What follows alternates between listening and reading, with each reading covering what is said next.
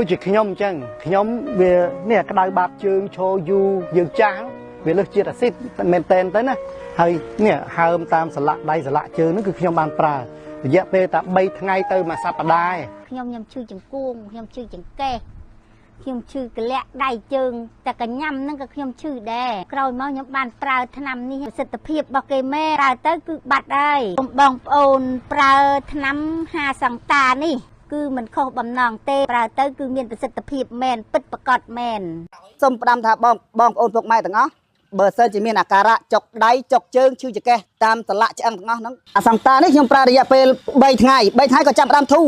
រហូតប្រើតែមួយដបហ្នឹងជាសាស្ត្របងប្អូនប្រើមិនខុសខ្ញុំចង់ផ្ដាំផ្ញើទៅបងប្អូនដែលអ្នកឈឺក្បាលជង្គង់ដូចខ្ញុំឈឺចង្កេះដូចខ្ញុំហ្នឹងឲ្យប្រើថ្នាំនេះទៅពិតជាមិនខុសបំណងទេផ្ដាំទៅបងប្អូនដែលមានជាតិអាស៊ីតកើតអាស៊ីតបានន័យថាឈឺចុងដៃចុងជើងសូមឲ្យទិញអាថ្នាំអាសង្តានេះយកមកលេបទៅវាមិនខុសបំណងទេបាទនឹងជាដាច់ 100% ដូចជាខ្ញុំអញ្ចឹងបាទ